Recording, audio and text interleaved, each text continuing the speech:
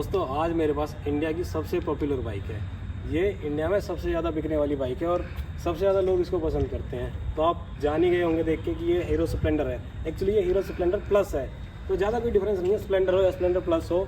और मेरे साथ आज इसके ऑनर जुड़े हुए हैं और उससे हम ये जानने की कोशिश करेंगे कि स्प्लेंडर इतनी फेमस क्यों है। क्योंकि इसमें एक ख़ास बात है, जो इसके ऑनर हैं कुलदीप जी, मेरे ख़ास दोस्त हैं और वो पहले भी स्प्लेंडर यूज़ करते थे और उन्होंने अब ये नई बाइक ली थी 1 साल पहले, तो भी स्प्लेंडर ली। हालांकि मेरा उनसे कहना था कि भाई एक कोई और बाइक ले लो, स्प्लेंडर तो चला सकते हो, किसी और बाइक के मजे लो, लेकिन वो इससे इतने ज़्यादा खुश थे कि उन्होंने फिर भी यही बाइक ली। तो मैं कुलदीप जी को इस वीडियो में बुलाना चाहूँगा। कुलदीप जी, स्वागत है आपका मेरे चैनल राइड गुरु पे। Thank you sir. नमस्कार जी।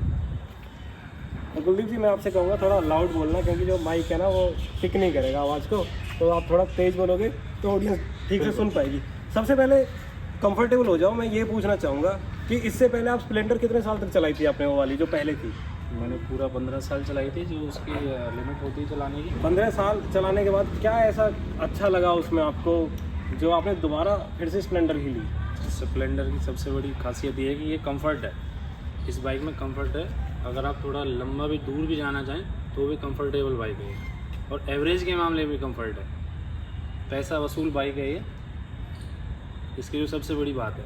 और इससे मतलब जो मेंटेनेंस कॉस्ट वगैरह भी, मेंटेनेंस तो इसकी ना के बराबर है। ये मान के चलो कि बस मेंटेनेंस में लेबर चार्ज जाता है, बाकी ऑयल डलता है मेरा, और कुछ नहीं जाता मेरे। बेसिकली इंडिया में ना ये बहुत बड़ी चीज़ है कि आप एक चीज़ ले लो और उसके बाद उस पर खर्चा कम से कम होना चाहिए, तो पब्लिक को यही चाहिए। तो स्प्लेंडर में यही सुनने को मिलता है कि जो इसका आफ्टर सेल्स सर्विसिंग है वो बहुत अच्छी है। तो हीरो के शोरूम आपको हर जगह मिल जाएंगे, तो आप इंडिया के किसी भी पार्ट में इसको ले जाओ और वहाँ पे आप इसकी सर्विस करा सकते हो बड़ी ही आसानी से। इसके स्पेयर पार्ट्स बड़े आराम से मिल जाते हैं। कभी डलाने की जरूरत पड़ी वैसे? नहीं सर, मेरे को जरूरत नहीं पड़ी। पुराने वाली में इवन उसकी अभी बॉडी भी बिल्कुल नहीं गली अभी तक। तो वो है ना बाइक अभी वो भी है आपके मेरे पास, अभी भी घर पे है। वो भैया चलाते हैं दूसरे इनके, और ये नई वाली चलाते हैं। और कुछ खास इस बाइक में ऐसा, उसमें कार्बोरेटर था, इसमें FI है, तो FI से कुछ फ़ायदा या नुकसान? सर ऐसा कोई खास चेंज तो नहीं आया, पर हाँ ठीक है। एवरेज वो स्पीड वगैरह और वो सब बराबर ही है? हाँ, सब कुछ ओके है, मतलब कंफर्ट है इस बाइक में। जब हम टेक्निकल एस्पेक्ट्स पे नहीं जाएंगे, एक यूज़र जिस हिसाब से सोचता है ना, वही चीज़ें हम बात करेंगे। तो कितनी सर्विस हो गई इसकी? इसकी 5 सर्विस में करा चुका हूँ। तो इसके बारे में आपने शिकायत करी थी? एक बार इधर आना, जो इस पर अभी यहाँ पे आपको थोड़ा पेंट हटा हुआ देखने को मिलेगा, थोड़ी रस्टिंग है, तो इसके बारे में आपने उनसे शिकायत करी थी? मैंने इसके लिए बोला था कि भाई मेरी बाइक में जंग आ गया 1 साल के अंदर, क्योंकि मेरी पहली वाली बाइक में तो ये था नहीं। तो उन्होंने बोला था कि साथ में साथ चेंज हो जाएगा। तो मुझे यही चीज़ सबसे अच्छी लगी स्प्लेंडर के अंदर। हीरो की जो बाइकें हैं उसमें किसी भी चीज़ में अगर कोई दिक्कत आती है तो हमारे सर्विस सेंटर वाले इजीली उसे चेंज करके देते हैं। देखो, वैसे थोड़ी सी कमी है कि 1 साल के अंदर ना ये सब चीज़ें नहीं होनी चाहिए, पेंट हटना या रस्ट किसी तरह का आना। लेकिन फिर भी हीरो वालों की एक चीज़ है कि वो बड़े आराम से इसको आपका रिप्लेस कर देंगे। तो इसकी बात हुई थी रिप्लेसमेंट नेक्स्ट सर्विस में कराओगे? हाँ, वो नेक्स्ट सर्विस के लिए उन्होंने मेरे को बोला है, तो चेंज हो जाएगा। इसके अलावा आपको इसमें कोई रस्टिंग देखने को मिली? नहीं, बस एक उसी पे थी और तो ये कुछ नहीं था। स्किड प्लेट वहीं से लगा के दी है, अलग से आपने लगवाई है? मैंने अलग से लगाया। देखो, ये बहुत अच्छा कर रखा है हमारे दोस्त ने, ये अलग से लगवा रखा है, क्योंकि यहाँ से इसके अंदर पानी और धूल मिट्टी कीचड़ सब जाता है ना, तो उसके बाद इसमें इस वाली ट्यूब में रस्टिंग आना, इसमें रस्टिंग आना काफ़ी नेचुरल हो जाता है। तो इसको लगवा लेते हैं तो काफ़ी सेफ्टी हो जाती है। कॉम्बी ब्रेक वाला सिस्टम है इसके अंदर। पुरानी में तो नहीं होगा कॉम्बी ब्रेक? नहीं, उसमें एक बार ब्रेक प्रेस करने पे दोनों काम करते हैं? दोनों ब्रेक्स काम करते हैं इसमें। बाकी इसका मीटर वगैरह लुक वाइज सारी सेम थी लगभग, इसलिए मैंने इसको लिया। लुक में कोई खासा चेंज नहीं है। तो आगे से 15 साल से मतलब यही इसका इंस्ट्रूमेंट प्लस का है? बाकी इसका डिजिटल आ गया, लेकिन मैंने सिर्फ इसे ही लिया। अच्छा, ऑप्शन था डिजिटल वाला? ऑप्शन था। स्प्लेंडर प्लस में अब डिजिटल भी आ चुका है मीटर। तो देखो इसमें दोनों ही एनालॉग दे रखे हैं, ये फ्यूल मीटर और यहाँ पे स्पीडोमीटर एनालॉग दे रखा है। और भाई ने हमारे ना 7048 किलोमीटर ये चला दी है।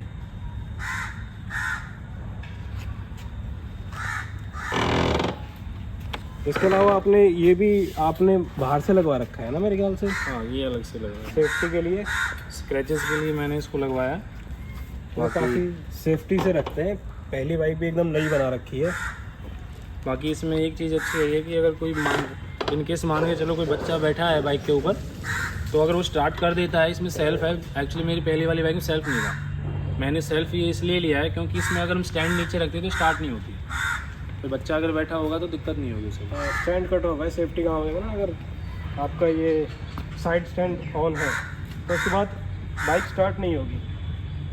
और इसमें अब चौक वाला सिस्टम भी नहीं आ रहा है, सेंसर है। मॉर्निंग टाइम में कोई इशू नहीं आता, मेरे को चौक नहीं खींचना पड़ता है, ऑटोमेटिक है फुली, कोई दिक्कत नहीं आती है। स्टार्ट करो और चलो। रेस ओवर रहती है क्योंकि चौक का कोई सिस्टम जैसे आया है, इसमें ओवर रेस रहती है, वो ऑटोमेटिक अपने आप एडजस्ट हो जाती है। ये मतलब एक ऑब्जर्वेशन है इनकी कि सर्दियों में जैसे तो कहते हैं कि Over ठंडी होती हो है गई है, तो जब सुबह इसको स्टार्ट करते हैं सर्दियों में तो इसकी ऑटोमेटिकली रेस थोड़ी ज़्यादा लेके रखता है मुझे ये, ओवर रेस देनी नहीं पड़ती, ताकि ये स्टार्ट करने में ऑटो ज़्यादा एडजस्ट आसानी ना करता हो। है वो अपने आप। और अगर देखो मॉडर्न फीचर्स की बात करें, ज़रूरत भर की बाइक है ये, और इंडिया की मिडिल क्लास फैमिलीज़ के लिए बाइक बनाई गई है। फिर भी छोटी मोटी जो चीज़ें हैं, जैसे कि इसके अंदर भी चार्जर आपको USB चार्जर प्रोवाइड करा रखा है। आप ऑन द गो इससे अपना फ़ोन चार्ज कर सकते हैं।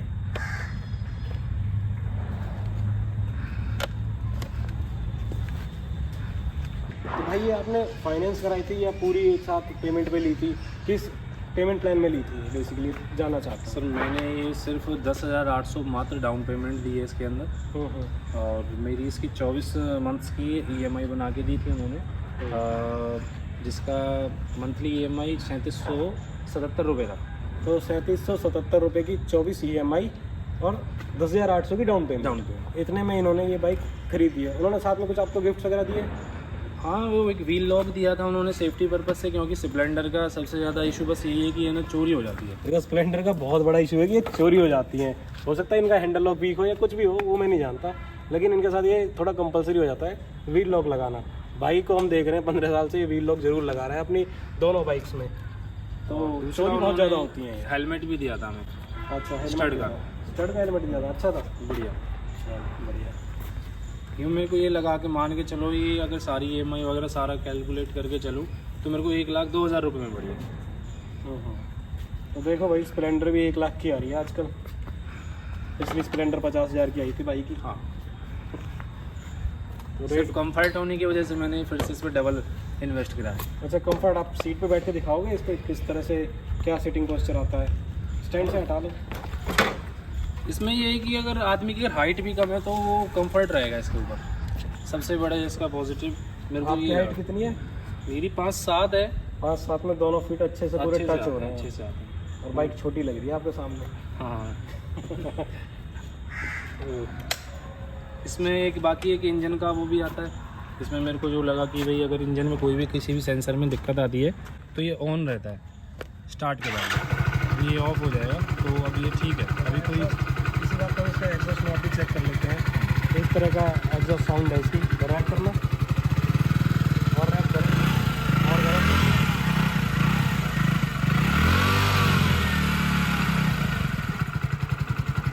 तो स्वीट सा एग्जॉस्ट नॉट है, ना ज़्यादा लाउड है, बिल्कुल कम भी नहीं है कि लगे पावर है ही नहीं बाइक के अंदर।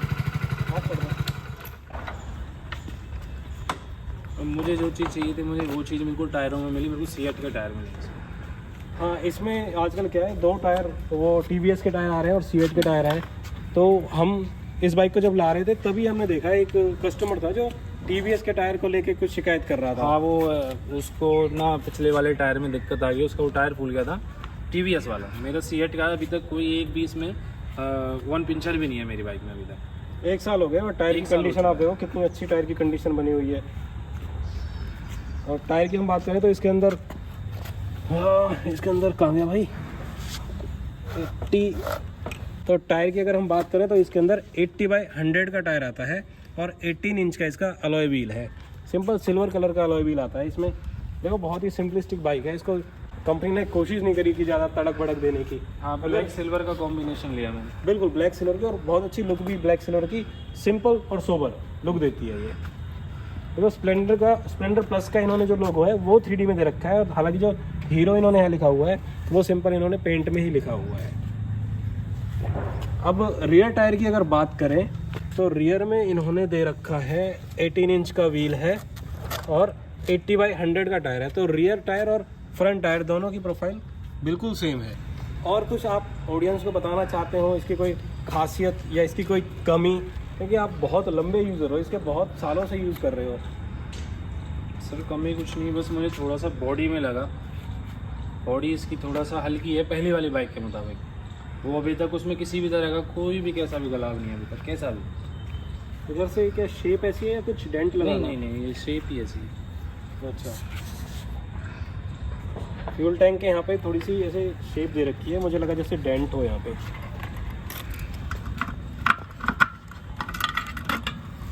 तो ये थी, अच्छा शेप है इस तरह की।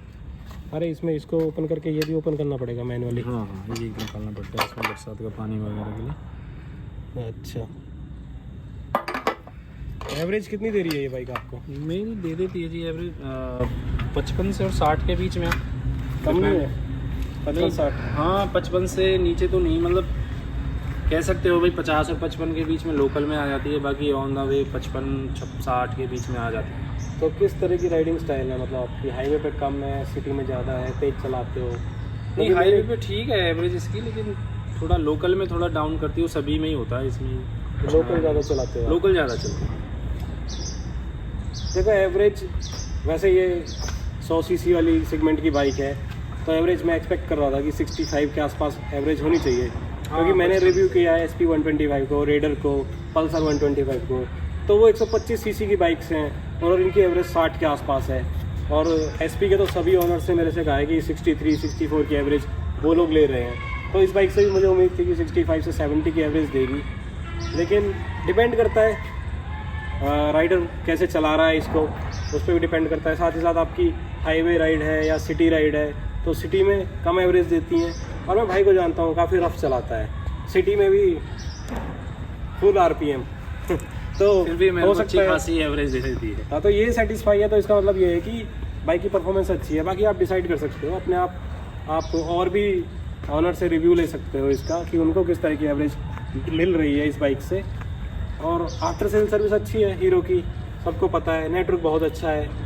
मैं इस वीडियो के थ्रू ये कोशिश कर रहा था कि एक ऑनर है वो जो इसको पसंद कर रहा है और इंडिया में इसको बहुत ज़्यादा पसंद किया भी जाता है, तो उससे पूछा जाए कि क्या इसके अंदर खासियत है।